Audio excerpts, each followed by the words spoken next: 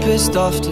Salut les filles, j'espère que vous allez bien. Aujourd'hui je suis super contente de vous retrouver dans cette nouvelle vidéo puisque comme vous l'avez vu dans le titre, je ne vais pas faire plus de suspense, on va parler d'une nouvelle palette qui va sortir prochainement chez Sephora, que vous avez pour certaines peut-être déjà puisqu'elle a été en avant-première pendant 24 heures je crois chez Sephora, mais elle a très vite été sold out et elle a été en avant-première aussi sur le site d'Urban Decay. Donc moi c'est sur le site d'Urban Decay que j'ai pu me la procurer puisque quand je suis arrivée chez Sephora évidemment elle était déjà non disponible. Il s'agit de la Naked Heat et j'avais très envie de cette palette depuis que j'ai vu les photos un petit peu partout, les swatchs etc, des petits aperçus de cette palette, je me suis dit que j'allais complètement craquer pour celle-ci et qu'il me la fallait absolument. En général je suis assez quand même calme au niveau des palettes puisque c'est quand même un certain budget, c'est minimum 48 €, 50 €, donc voilà. Mais celle-ci je la voulais vraiment et je suis franchement pas déçue. Ça fait une semaine que je l'ai reçue, ça fait une semaine que j'attends de vous en parler, qu'elle attend à côté de moi, mais je voulais vraiment pas l'utiliser avant de le faire avec vous en fait dans cette vidéo. Je vais d'abord vous présenter la palette, je vais vous faire les swatchs des fards et ensuite en fin de vidéo vous aurez le make-up que je porte aujourd'hui sur moi, que j'ai réalisé juste avant. Au niveau du packaging du produit, déjà ça se présente comme ceci, donc la boîte est comme ceci, donc moi je la trouve assez sympa dans les couleurs chaudes comme ça représente bien les fards que vous avez dans la palette. Et au niveau du dos, voilà comment c'est, donc c'est des couleurs vraiment très chaudes, ça rappelle un petit peu le feu, la terre etc. Et ensuite cette fois-ci c'est une boîte en fait qui coulisse comme ça et vous avez votre palette dedans, donc je trouve que c'est assez sympa, c'est beaucoup plus pratique que les autres boîtes à ouvrir. Au niveau de l'intérieur vous avez des allumettes comme ça qui sont un petit peu grillées, voilà, plus ou moins grillées, et donc la palette se présente comme ceci. Donc je sais qu'il y a des filles qui disent que Urban Decay c'est pas trop foulé au niveau du packaging, alors c'est sûr qu'on reste dans le même packaging que les autres palettes Urban Decay, en tout cas que la Naked Smoky par exemple que j'ai aussi, et qui est exactement le même packaging en plastique, le même format etc. Par contre au niveau des teintes, moi je la trouve super jolie, je la trouve vraiment trop mignonne. Je vous avais fait une photo sur Instagram, même 2 photos sur Insta tellement j'étais excitée d'avoir eu cette palette, et moi je la trouve assez sympa. Au niveau du dos, voilà comment ça se présente, donc c'est vraiment très simple, c'est une couleur, c'est un marron très chaud. Quand vous ouvrez la palette, donc vous avez un miroir qui fait toute la palette, je vais pas trop vous le montrer pour pas vous éblouir. Vous voyez que vous avez vraiment du plus clair au plus foncé, vous avez un dégradé de couleur qui est absolument magnifique, vous avez des marrons un petit peu plus clairs, des camels, des marrons assez chauds, vous avez des couleurs briques, vous avez des violines prunes, vraiment les couleurs sont très jolies je trouve. Certaines disent aussi que les couleurs ne sont pas exceptionnelles, qu'elles ne sortent pas de l'ordinaire, et moi je suis pas trop d'accord. Certes il y a des couleurs qui sont vraiment basiques comme les marrons que vous avez ici, que vous pourrez retrouver dans beaucoup de palettes, mais au niveau des teintes qui sont ici, là par exemple les 4 couleurs du milieu ici, ce sont des couleurs que moi personnellement je n'ai jamais vues ailleurs et que je trouve absolument, j'en perds mon mot, canon. Et aussi vous avez des couleurs mat et vous avez des couleurs satinées, donc vraiment vous avez de quoi faire dans cette palette, moi je la trouve vraiment sublime. Et vous avez un pinceau aussi dans la palette, je ne savais plus où je l'avais mis, qui est à double embout comme ça, donc vous avez un pinceau qui est un petit peu plus fluffy, je ne sais pas si vous verrez bien là, donc je vous ferai un close-up, et vous avez un côté un petit peu estompeur, donc ça peut toujours être pratique. Moi en règle générale j'utilise pas trop ces pinceaux, je les mets de côté, mais au cas où voilà, ça peut me servir pour partir en vacances. Déjà premièrement au niveau de la palette, au niveau des teintes, moi je suis hyper contente, et de toute façon si j'avais pas trouvé les couleurs sympas j'aurais pas acheté cette palette, mais si vous me suivez depuis un petit moment vous savez que j'adore les teintes chaudes comme ça, les marrons très chauds, les violines, les prunes, puisque j'adore déjà la Sweet Peach qui a été dans mes favoris très souvent, que j'utilise très souvent et d'ailleurs que j'ai ressorti maintenant cet été, et il y a la caramel mélange aussi de chez Zoeva que j'aime vraiment beaucoup, avec des marrons très chauds aussi, des couleurs un petit peu briques. Donc voilà, c'est totalement le genre de teinte que moi j'adore et que j'aime porter très régulièrement, voire au quotidien. Vous pouvez faire des choses très simples, vous pouvez faire des smokies, vous pouvez vraiment faire des choses très sympas avec cette palette. On va commencer les swatchs et on va partir de la plus claire ici à la plus foncée on va dire. Donc la première couleur c'est la teinte Once ou Once, je sais pas trop comment ça se prononce, et c'est un genre de beige rosé vraiment hyper joli qui est légèrement satiné. Idéal pour mettre sous le sourcil ou en coin interne comme moi je l'ai fait pour mon make-up aujourd'hui.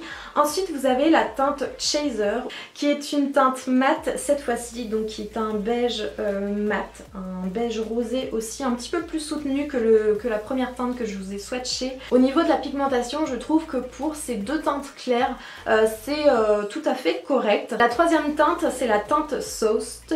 Je vous mettrai le nom des fards parce que moi et mon accent anglais c'est juste horrible, qui est un genre de camel, un marron assez chaud, ouais je dirais que c'est un camel vraiment très joli que moi j'ai utilisé en creux de paupière pour vraiment faire le fard de transition. Je trouve qu'il est parfait pour ça, il est vraiment très joli et c'est un fard mat aussi. Ensuite vous avez la teinte Low Blow qui est un marron assez chaud aussi et beaucoup plus soutenu, beaucoup plus marronné en fait que la teinte précédente et il est complètement mat aussi, il est très joli, je trouve que c'est un très joli marron et pareil idéal pour le fard de transition en creux de paupière. Vous avez la teinte Lumbré, alors je sais pas si elle se prononce comme ça mais c'est le fard que j'avais vraiment très envie d'utiliser. C'est un genre de pêche brique, je sais pas, c'est très bizarre, satiné avec des reflets, des micro paillettes dorées, il est juste canon et je voulais vraiment utiliser ce fard aujourd'hui donc je me suis débrouillée pour faire un maquillage avec et c'est celui que j'ai appliqué au niveau du centre de la paupière mobile et il est juste dingue ce fard. Je trouve que la pigmentation est vraiment très bonne et la teinte est juste canon. Vous avez le fard Hey Devil, je sais pas trop comment ça se prononce, qui est purement un brique en fait, une couleur brique très jolie aussi que j'ai utilisé aussi dans le make-up d'aujourd'hui et celui-là est vraiment très bien pigmenté. Il est hyper canon, j'adore ce fard, je pense que je vais très souvent l'utiliser. Ensuite vous avez le fard Dirty Talk qui est pareil, une couleur un petit peu brique, un petit peu plus soutenu en fait que le Lumbré. Je dirais qu'il est même cuivré presque, je dirais ouais, c'est un fard cuivré, satiné, très joli, très bien pigmenté aussi, je trouve la teinte absolument canon. N'hésitez pas à me dire ce que vous en pensez en commentaire, mais moi je trouve les teintes complètement canon. Ensuite vous avez le fard Scorch qui est vraiment canon aussi, qui est un fard satiné, qui est un petit peu plus poudreux que les autres, mais alors par contre au niveau de la pigmentation, je sais pas si vous pouvez le voir sur le swatch, mais franchement il n'y a pas besoin de passer dessus 15 000 fois, vous avez de la pigmentation, vous avez ce qu'il faut tout de suite en un passage, c'est le genre de fard que voilà, vous appliquez une fois et c'est terminé. Ensuite vous avez le fard Cayenne qui est une couleur marron avec des sous-tons un petit peu rouge, brique, très joli, qui est complètement mat aussi et celui-là peut être parfait vraiment pour accentuer le coin externe, c'est le genre de couleur que j'aime beaucoup utiliser en coin externe. Vous avez la teinte En Fuego qui est vraiment une couleur très jolie que j'ai utilisée aujourd'hui aussi, qui est un genre de marron prune avec des sous-tons un petit peu rouges, je sais pas, c'est un peu bizarre de décrire cette couleur mais il est absolument canon et pareil en coin externe c'est juste superbe. Vous avez la teinte Ashes ou H, je sais pas comment ça se prononce non plus, je vais arrêter de dire ça à chaque fard, qui est un prune. Un prune c'est une teinte mate, très jolie aussi, très pigmentée, pas besoin de passer 15 000 fois non plus et qui est parfait pour le coin externe aussi. Et ensuite on termine avec le fard Amber qui cette fois-ci est une couleur marronnée, satinée avec des reflets cuivrés, absolument canon. Celui-là je ne l'ai pas utilisé aujourd'hui mais je pense que c'est le prochain que je vais utiliser dans un prochain make-up tout simplement parce que je le trouve mais vraiment très joli et je pense qu'on peut faire un super smoky avec ce fard là. Voilà ce que ça donne à peu près au niveau des swatchs. J'espère que vous aurez bien vu les teintes, que j'aurai réussi à capter les bonnes couleurs avec les bons reflets etc pour chaque fard parce que je les trouve absolument canon.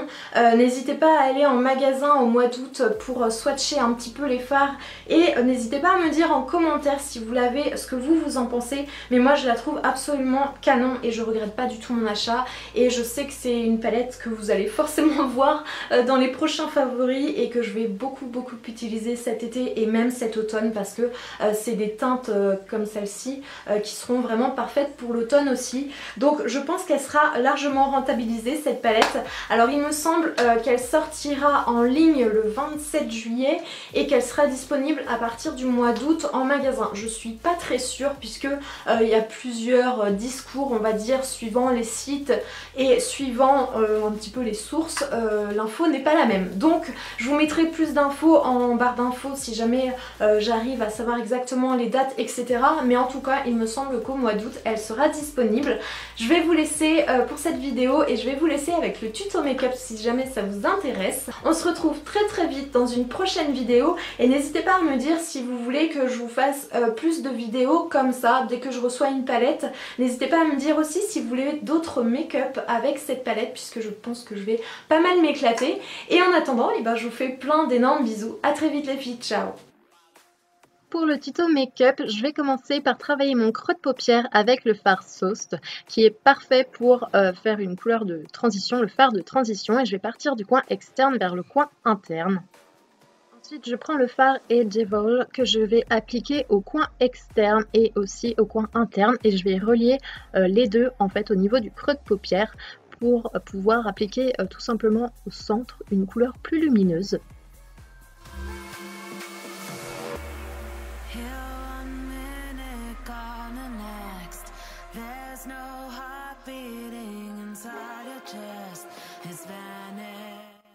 On passe au fard que je voulais absolument utiliser en premier dans cette palette, c'est le fard Lumbré et je vais l'appliquer au centre de ma paupière mobile et c'est ce qui va apporter vraiment une touche lumineuse au make-up.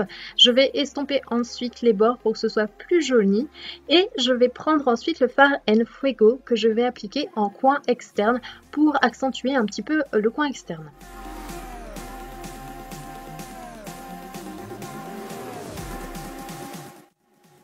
Ensuite, je prends le fard Ashes qui est le fard le plus sombre de la palette et qui est un prune marronné vraiment très joli et toujours dans ma folie d'accentuer mon coin externe. Vous savez que c'est ce que je préfère dans le make-up, c'est vraiment accentuer le coin externe et je vais bien travailler mon fard pour que ça fasse quand même assez joli et un beau dégradé. Pour terminer le make-up, je prends ensuite le fard Enfuego et le fard Ashes que je vais appliquer au niveau du ras de cils inférieur et je vais prendre la teinte Once ou Once que je vais appliquer au niveau du coin interne pour apporter une touche de lumière. Ensuite, je vais terminer mon make-up avec un crayon noir que j'ai appliqué en muqueuse que je vous ai pas montré et le mascara Better Than Sex. Et pour le rouge à lèvres, il s'agit du numéro 39 de chez Sephora, les rouges veloutés sans transfert, vous savez que je les adore.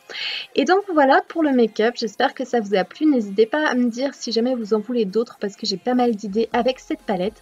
On se retrouve très vite dans une prochaine vidéo. Plein de bisous les filles, ciao!